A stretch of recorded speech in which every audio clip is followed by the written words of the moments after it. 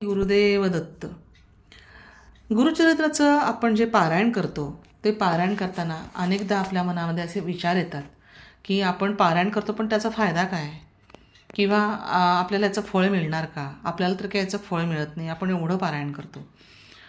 पण खरं सांगू का, आपण जे पारायण करतो ते पारायण करताना फळांचा विचार न करता आपण केलं आणि फायदा काय होईल ह्याचा विचार न करता जर आपण केलं तर मला वाटतं त्याचा नक्कीच उपयोग होतो.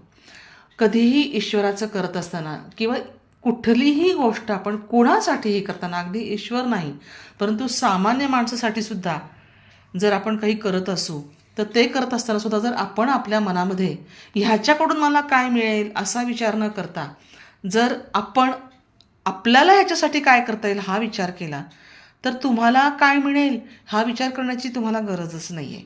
कारण तुम्ही जेव्हा दुसऱ्यांसाठी काहीतरी करता तेव्हा ईश्वराने तुम्हाला देण्यासाठी आधीच काहीतरी निवडून ठेवलेलं असतं. तुम्हाला देण्यासाठी ईश्वर लगेच तयार असतो. कारण तुम्ही तुमच्यातलं जे दुसऱ्याला देता किंवा तुम्ही दुसऱ्याला जी मदत करता तेव्हा ईश्वर तुमच्या मदतीसाठी कायम मागे तुमच्या उभा असतो, हे कधीच विसरायचं नाही. आता गुरुचरित्राचं जे पारायण केलं जातं ते पारायण करताना सुद्धा तुम्ही जेव्हा बसता तेव्हा तुम्ही श्री गुरुदत्तांना म्हणा की तुमचा वास माझ्या घरात असू देत, तुमचं वास्तव्य सदैव माझ्या घरात असू देत, तुम्ही माझ्या घरामध्ये सदैव तुम्ही फिरत राहा, तुम्ही सतत मला माझ्या भोवती असलेले असावेत असं मला गुरुदत्त वाटतं असं म्हणा, किंवा तुमचा आशीर्वाद कायम माझ्या घरावर असू द्यात असं म्हणा. असं म्हणून तुम्ही पारायण करा. तुम्हाला एखादा संकल्प करायला अजिबात हरकत नाही आहे, तुम्ही तो संकल्प नक्कीच करा. संकल्प कसा करायचा आहे याबद्दल मी मागील व्हिडिओमध्ये पूर्णतः माहिती दिलेली आहे. तशी ती संकल्प त्या पद्धतीने करायचा, परंतु संकल्प करताना तो मनात ठेवून नक्कीच करायचा आहे. तुमचा संकल्प पूर्ण होईल, परंतु त्याच्याकडे डोळे लावून बसायचं नाही की माझा हा संकल्प मी म्हटलं होतं पण हा संकल्प पूर्ण झालाच नाही, हा संकल्प पूर्ण झालाच नाही, असं त्याच्याकडे डोळे लावून बसायचं नाही. कारण कुठलीही गोष्ट पूर्ण करायला वेळ लागतोच. जसं तुम्ही लहानापासून मोठ्यापर्यंत जाता तर तुम्ही एकदम तर काही मोठे डॉक्टर किंवा मोठं शिक्षण घेऊन मोठे होत नाही. तुम्हाला लहानपणापासून इतके वर्ष शिक्षण घेत घेत घेत घेत वरती यावं लागतं, चढावं लागतं, तेव्हा कुठे जाऊन तुम्ही मोठे एखादी व्यक्ती बनू शकता की नाही.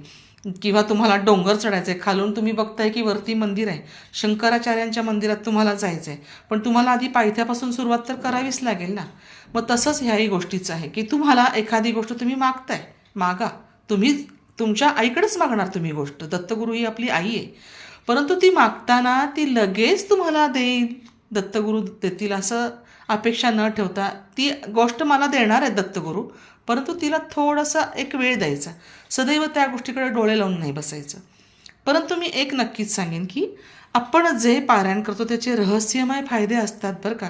आपल्या वास्तुशास्त्रामध्ये जे काही दोष असतील ते सगळे निघून जातात. आपलं जे वास्तू आहे राहतो त्या घरामध्ये जर दोष असतील तर ते, घरातील मतभेद, खूप जणांच्या घरामध्ये प्रत्येकजण असंख्य दुःखाने, संकटाने, मानसिक अशांततेने भरलेला आहे. प्रत्येकाला ह्याचा अनुभव प्रत्येकाच्या घरामध्ये येतो. तर हे जे सगळे दोष असतात हे निघून जातात. त्याचप्रमाणे घराच्या बाहेर सार्वजनिक सामुदायिक जीवनात प्रत्येकाला काही ना काही समस्यांनी घेरलेलं असतं, परंतु ह्या गोष्टींमुळे सगळे त्रस्त असतात. ह्या सगळ्या त्रासातून मुक्त होण्यासाठी श्री दत्तगुरूंचं पारायण हे दत्त संप्रदाय हा एक प्रभावी उपाय आहे, प्रभावी आध्यात्मिक उपासनाही आहे. श्री गुरुचरित्राचं पारायण हा सगळ्यात मोठा उपाय त्याच्यावरती आहे. आता तुम्ही म्हणाल की श्री गुरुदत्ताच्या पारायण केल्याने, ग्रंथाचं पारायण केल्याने काय बरं फायदे होतात. तर मी मगाशी म्हटल्याप्रमाणे फायदे काय होतात ह्याच्याकडं न बघता फक्त गुरुदत्तांना एवढंच म्हणायचं की माझ्या घरात तुम्ही राहा, बस माझ्या पाठीशी तुम्ही राहा, असं फक्त गुरुदत्तांना तुम्ही म्हणा. त्याचे फायदे काय होतात हे तुम्हाला आपोआपच दिसतील.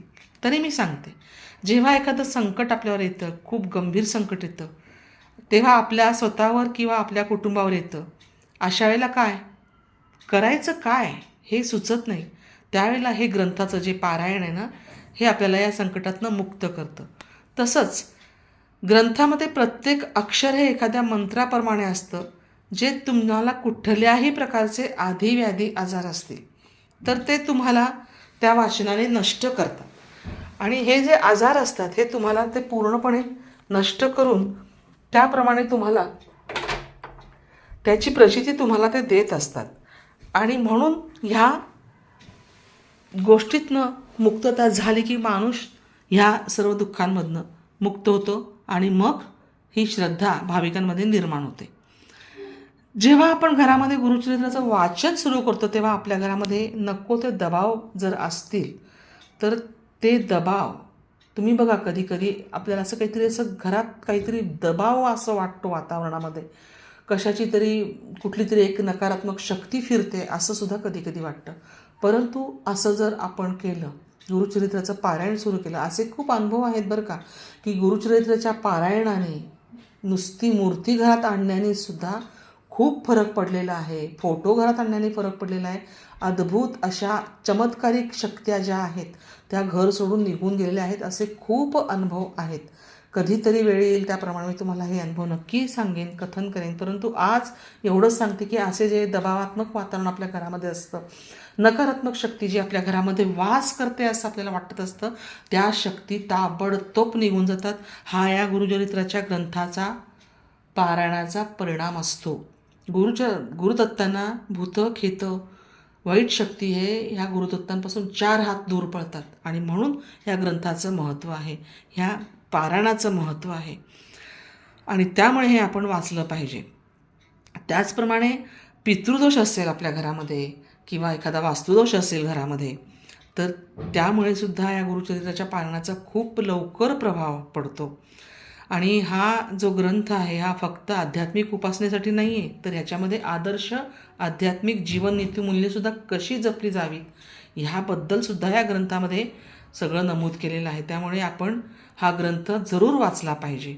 विशिष्ट समस्यांवर, जसं विवाह आहे, शिक्षण आहे, आरोग्य आहे, अनेक अडचणी येतात किंवा नोकरी आहे. खूपदा अनेक जणांची नोकरी चालू असते परंतु काही ना काही अडचणी येतात आणि त्यामध्ये ती नोकरी खंडित होते, नोकरीवरनं काढून टाकत होते, असे सुद्धा अनुभव येतात. तर ह्या पद्धतीचे जे अनुभव आहेत हे सगळे अनुभव या गुरुचरित्राच्या ग्रंथ पारायणाने पूर्णतः दूर होतात आणि त्याच्यातनं आपल्याला काहीतरी मार्ग सापडतो, नक्की मार्ग सापडतो. त्याचप्रमाणे हे जे गुरुचरित्राचे जे पारायण आहे आवर्जून सगळीकडे केलं जातं आणि दत्त जयंतीचा हा जो उत्सव आहे हा सगळीकडं साजरा केला जातो. त्याचं कारण फक्त एवढंच आहे की ह्या पारायणामुळे सगळे दोष नष्ट होतात. जयंतीनिमित्त आपण हे आता जे पारायण करतो हे अगदी आपण आवर्जून करतो, परंतु दत्तशक्ती अनेक दत्तशक्तीपीठांमध्ये हे सामूहिक पद्धतीने केलं जातं आणि दत्त जयंतीच्या दिवशी सामूहिक पद्धतीनेच याचं दत्तजन्म हा साजरा पण केला जातो आणि महाप्रसादाचे आयोजनसुद्धा केलं जातं. हे झालं सामाजिक.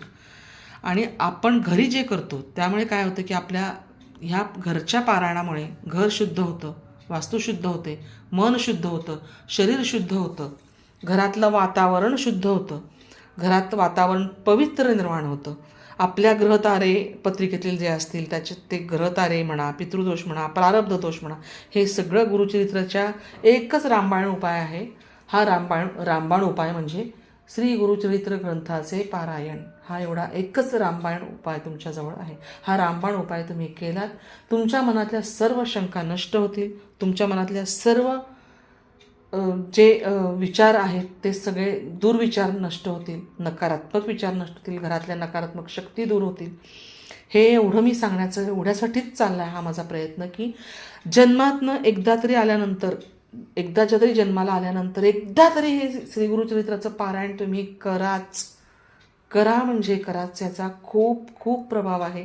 मी जे सांगितलं आहे याचा तुम्हाला अनुभव नक्कीच येईल, प्रचिती नक्कीच येईल. तुम्हाला प्रचिती आली तुम्ही नक्की मला कमेंट्समध्ये सांगा. तुमचे प्रश्न असतील नक्की मला विचारा, त्याची उत्तरं मी नक्की देण्याचा प्रयत्न करेन.